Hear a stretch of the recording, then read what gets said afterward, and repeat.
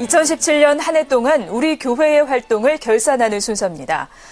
올해도 한국교회는 소외된 이들 곁에서 친구가 되어주고 불평등에 맞서 교회의 가르침을 세상에 선포해왔습니다.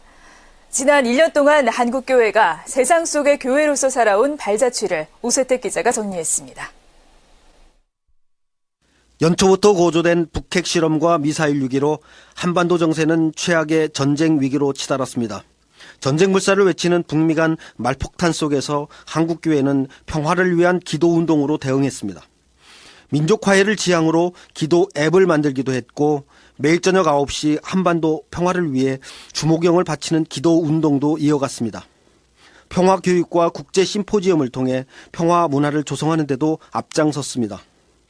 서울대교구장 염수정 추기경은 지난달 열린 제2회 한반도 평화나눔 포럼 기조연설에서 힘에 의한 굴복이 해결책이 아니라고 강조했습니다.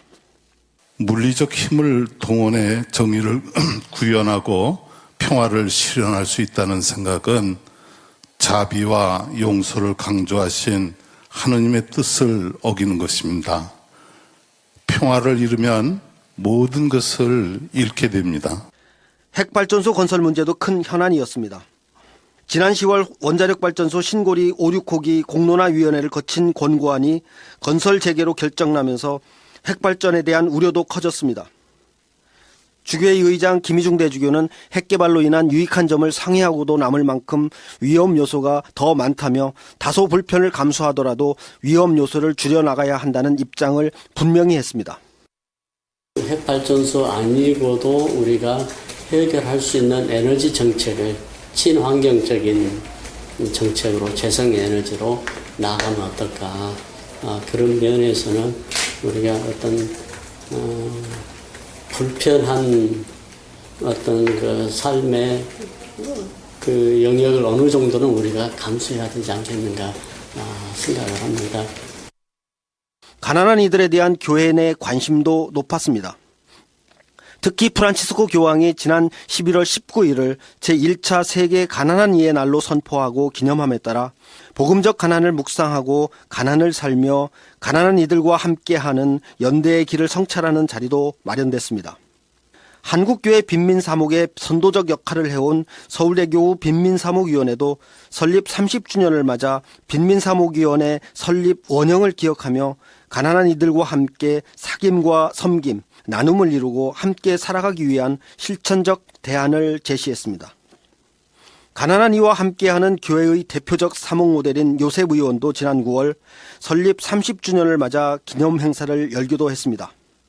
교구나 수도의 유지재단이 운영하는 사회복지시설에서 법률에 저촉되는 사안이나 윤리적 문제가 불거지면서 교회가 사회의 비난을 받는 사례가 생겨났습니다. 이에 따라 교구 유지재단과 사회복지법인 분리 문제가 대두됐고 주교회의 사회복지위원회는 지난 10월 복지국가와 복지사회에서의 종교사회복지의 역할을 주제로 한 워크숍을 열고 교구와 수도의 유지재단과 사회복지법인 분리 운영 문제를 점검했습니다. 사회적 기업 육성법이 제정되지 10주년을 맞아 가톨릭교회도 타 종교계와 함께 지난 9월 공동행사를 열고 사회적 기업에 대한 종교계의 관심을 환기했습니다. 노동문제 또한 교회의 관심사 중 하나였습니다.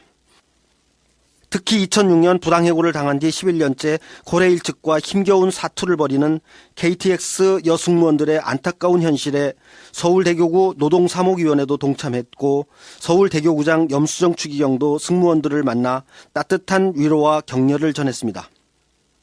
국제카리타스가 지난 9월 말 난민의 여정에 함께합니다라는 주제로 새 글로벌 캠페인을 시작하면서 이주민 차별 금지에 대한 목소리도 높아졌습니다. 가톨릭과 개신교, 불교, 원불교 등 4대 종교계 성직자와 신자들로 구성된 4대 종단 2주 인권협의회는 인종차별금지법 제정 청원을 위해 국가인권위원회에 촉구 서한을 제출하기도 했습니다. CPBC 오세택입니다.